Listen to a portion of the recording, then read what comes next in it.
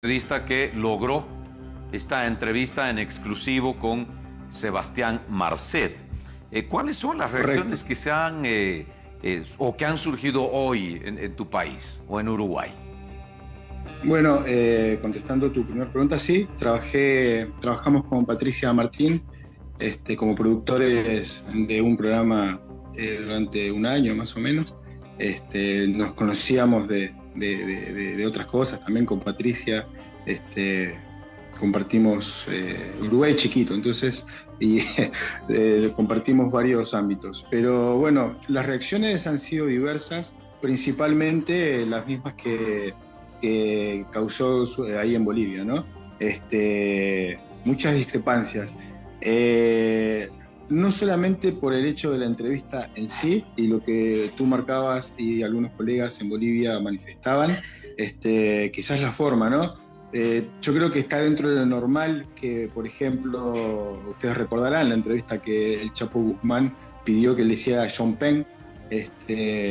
Puede pasar, ¿no? Ha pasado a lo largo de la historia que diferentes narcotraficantes o personas vinculadas a diferentes, no sé, exguerrilleros o han pedido entrevistas con diferentes medios. Claramente, es muy correcto lo que tú planteabas, Ariel, sobre la forma, ¿no?, en que se deben de realizar esas entrevistas. Y claramente yo entiendo, y el análisis que hago de la entrevista es el mismo que hacen ustedes, ¿no? Por un lado se trata de romantizar al narcotraficante y bueno, y posiblemente también vinculado al asesinato de un fiscal, ¿no?, paraguayo, sino que también en el marco político en el que se da la entrevista. Eso es importante señalarlo, porque se da en un ambiente político en el que el gobierno, yo creo que si hubiese sido en otro país, el gobierno ya hubiese caído hace bastante rato, pero bueno, Uruguay en ese sentido mantiene una cultura política diferente, quizás, es la palabra. Pero bueno, la entrevista se da en un marco político en el que cae el secretario del Ministerio del Interior, en el que cae el ministro del Interior, en el que cae el canciller, el ministro de Relaciones Exteriores, en el que cae la subsecretaria de Relaciones Exteriores, en el que cae el principal asesor presidencial, Lafleur, Roberto Lafleur, en el que cae, o sea, media cúpula, ¿no? En el que además uno de los principales dirigentes del Partido Nacional, que es el partido de gobierno, es acusado y procesado penalmente por casos de pedofilia y vinculado a la trata de menores. Entonces, en ese contexto se da la entrevista en un canal que, bueno, es de un canal de derecha, principalmente de un grupo argentino, y un programa que su conductor es, o ha sido por lo menos, un defensor acérrimo, ¿no?, de este gobierno. Y entonces en ese marco, Claro. nos parece extraño, ¿no?, de que un tipo buscado por la Interpol y por diferentes servicios de inteligencia del mundo no logren encontrarlo y aparezca en este contexto, ¿no? Entonces Claro. acá digo, hay que hacerse varias preguntas. Primero, ¿por qué el Canal 4 y el programa Santo y Seña accede a esta entrevista? Pero además la tratan en ese sentido, ¿no?, como angelizando a un personaje, o sea, que está acusado de delitos múltiples de narcotráfico, asesinato y un montón de cosas. Pero por otro lado, la pregunta que me surge, y creo que le surge a mucha gente hoy en Uruguay, es si esta entrevista no intenta blanquear al gobierno uruguayo, ¿no? Si esta entrevista no intenta descomprimir el caos político que se le generó al gobierno de Uruguay. Claro, porque entre otras cosas, Andrés, a ver, esta entrevista no revela, por ejemplo, quién ayudó a Marcet en Bolivia para salir del país y deja entrever una especie de resquicio a un posible escenario de negociación de Sebastián Marcet con el gobierno uruguayo. Es decir, a ver, Marcet quiere entregarse a la justicia uruguaya para negociar algunos privilegios para su familia. O sea, hay tanto que se debe decir sobre esta entrevista. Como bien marcas, Andrés, hay un contexto político en Uruguay, ¿no?, en el que aparentemente esta entrevista estaría dirigida a blanquear al gobierno. En un canal que, como bien nos acabas de señalar, tiene inclinaciones, ¿no? Tiene inclinaciones. Ahora, en lo periodístico, Andrés, porque aquí en Bolivia hay gente que reprocha, y creo que en ese sentido tienen absolutamente toda la razón. No sé, Sí. yo como periodista no lo haría, te soy muy honesto, Andrés, ¿no? Romantizar la historia de un narcotraficante que señala al Y al ministro, propio que le personaje. echa barro a, sí, que le echa barro a Paraguay, a Bolivia, dice son países corruptos. O sea, ¿cómo, desde tu punto de vista, cómo debemos los periodistas ver esta entrevista que finalmente no dijo mucho? O sea, dejó sabor a poco porque el guión es prácticamente el mismo. Marcet salió a repetir lo que ya ha dicho hace un tiempo atrás. Exactamente. Bueno, eso, yo creo que por eso me enfoqué un poco en el contexto político de Uruguay, ¿no? Porque creo que periodísticamente hay que analizarla desde ese punto de vista. O sea, ¿qué se intentó hacer con esa? La pregunta principal es qué se intentó hacer con esa entrevista en este momento, en este preciso momento. Porque una de las cosas que dijo Marcet y que acá, por ejemplo, fueron incluso parte de la causa penal en contra de, o abierta, en realidad, por el tema del pasaporte que se le entregó a Marcet, era un dato que se había pasado desde Bolivia, que ese pasaporte se habían pagado muchos miles de dólares, ¿ok? En esa entrevista Marcet dice que él no pagó ni un centavo por ese pasaporte, ¿no? Entonces, por eso te digo, nosotros, el análisis que hacemos sobre la entrevista es, por un lado, de que Marcet intenta descomprimir la situación política y al gobierno, pero por otro lado nos surge la pregunta, el por qué. Y nos surge otra pregunta más importante, ¿qué implicaciones reales tiene el gobierno uruguayo, o por lo menos, qué implicaciones tienen algunos personajes del gobierno uruguayo para haber mentido como se mintió en un pedido que a Sala, en un llamado a Sala que se le hizo al gobierno, se le hizo al ministro del Interior y se le hizo en aquel momento a Bustillo, que era el canciller, el ministro de Relaciones Exteriores. Hubo una planificación que ahora se supo a través se infiltraron unos chats de la causa en donde Carolina H., que era la subsecretaria del Ministerio de Relaciones Exteriores, de Cancillería, dijo que a ella le dijeron que no presentara esos chats, unos chats que le habían mandado, porque a ella le hicieron la pregunta, porque el pasaporte que se le entrega a Marcet, había ya un pedido de expedición de un pasaporte en Bolivia, el cual se había negado por la situación de Marcet, ¿ok?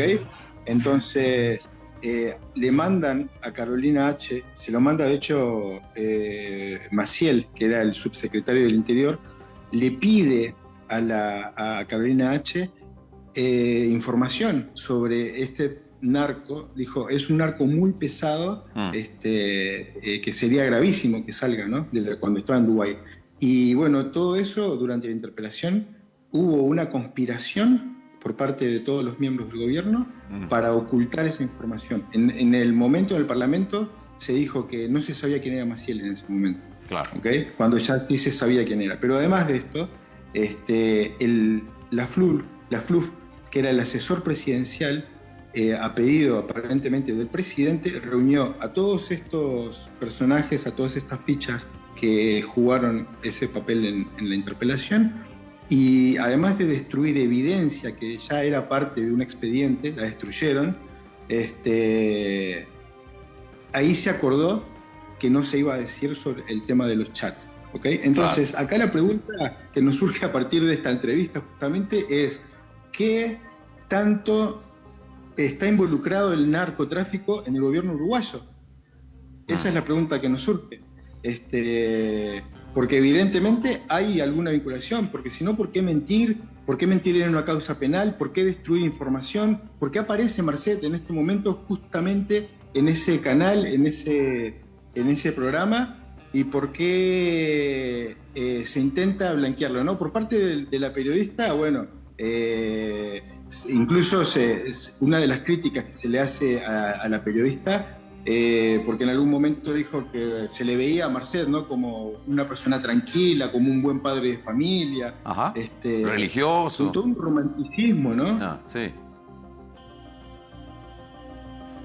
Sí, sí, definitivamente. Tú que la conoces a Patricia, Andrés, en pocas palabras, ¿cómo describirías, sin evaluar el trabajo de nadie, porque no nos corresponde, pero cómo describirías esto que plantean, romantizar la historia de un narcotraficante para presentarlo como un ángel?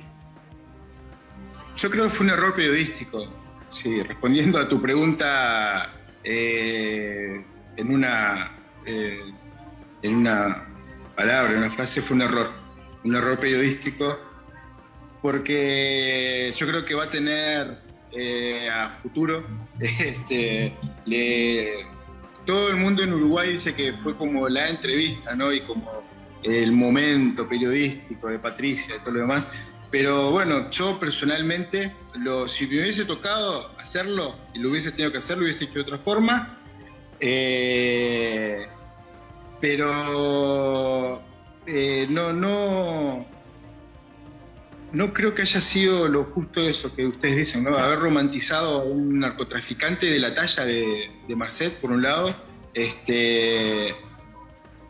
Por otro lado, también pienso que pudo haber sido utilizada, ¿no? Y bueno, claro. Patricia es una profesional, y quizás en ese entusiasmo, ¿no?, de hacer la entrevista de su vida, haya aceptado y no se haya dado cuenta de que quizás la estuviesen utilizando.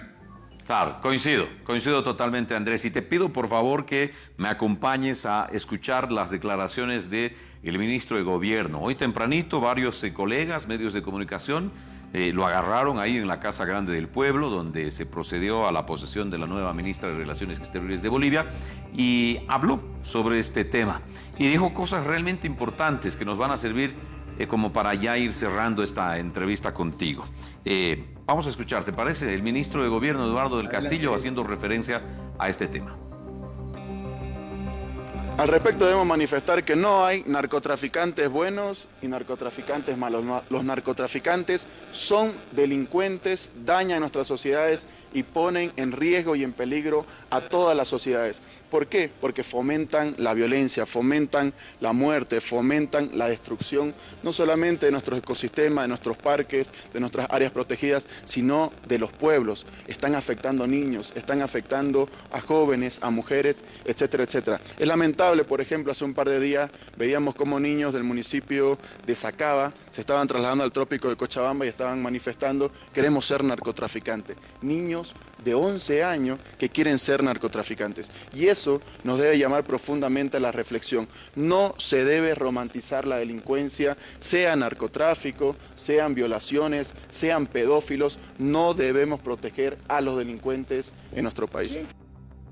Contundente el ministro de Gobierno, Andrés, y ya para ir cerrando esta entrevista, porque este es el riesgo mayor, es decir, periodistas como Patricia y otros que deciden, por cualquier situación, trabajar un material de esta manera, editando, cortando, musicalizando, romantizando, porque sabemos que Marcet, por lo menos eso es lo que en las últimas horas hemos podido averiguar en Uruguay, incluso hizo sugerencias sobre los temas musicales que podrían utilizar en la edición de este material. Es una locura, pero esto que dijo el ministro Andrés, que es realmente grave. Niños de 11 años en Bolivia que quieren ser narcotraficantes. ¿Cuánto estamos contribuyendo los periodistas desde nuestro rol en nuestra sociedad para generar esta terrible realidad? ¿Cómo es posible que niños de 11 años quieran ser narcotraficantes? Claro, si ven la entrevista a Marcet dirán: uy, epa, no, yo quiero, mi sueño es ser narcotraficante. ¿Qué opinas de esto, Andrés? Correcto, no tenía retorno de las declaraciones, pero por lo que tú me dices, es correcto, ¿no? Por eso lo que decíamos desde el principio, el periodista tiene esa labor y hay que tener ese Andrés, perdón, Andrés, te interrumpo porque tenemos un tema con el audio y queremos escucharte bien, porque hay un contexto en el que es necesario que los periodistas aportemos con nuestro trabajo y seamos responsables, que es lo fundamental. Andrés, ahora sí te estamos escuchando. Es correcto lo que decíamos al principio, ¿no? Es importantísimo el hecho de que desde el periodismo, por ejemplo, a la hora de tratar los temas, lo tratemos de la forma más objetiva posible, ¿no? Hay que entender que la objetividad no es sinónimo de no tener una opinión, porque la opinión siempre la vamos a tener porque somos seres políticos desde que nacemos. Yo creo que lo más cercano a la objetividad es la honestidad. Entonces, para ser objetivos y para ser honestos, tenemos que consultar fuentes, tenemos que investigar, tenemos que contrastar fuentes, ¿no? Y eso es lo que tenemos que darle a la ciudadanía, a la población desde el periodismo.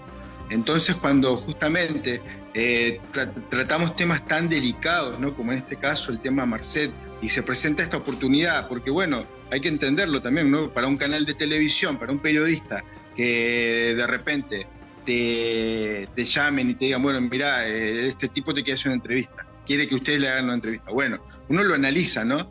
Pero dentro de ese análisis justamente hay que tener en cuenta el punto fundamental, que es el objetivo, ¿no? que vamos a tener con esa entrevista. Y justamente, eso que vos decías, si los niños ven esa entrevista, ¿no? En el marco que se dio la entrevista, cómo la editaron, cómo lo presentan incluso a Marcet, él, ¿no? En su forma, un tipo muy inteligente, muy calculador, un excelente comunicador, uno ve, y claro, lo que tú decías, ¿no? Los niños, onda, claro, imagínate, yo quiero tener esa vida, ¿no? Tan, como tipo futbolistas, ¿no? Sí. Porque te lo presentan también así, ¿no? Entonces, hay que ser muy cuidadoso.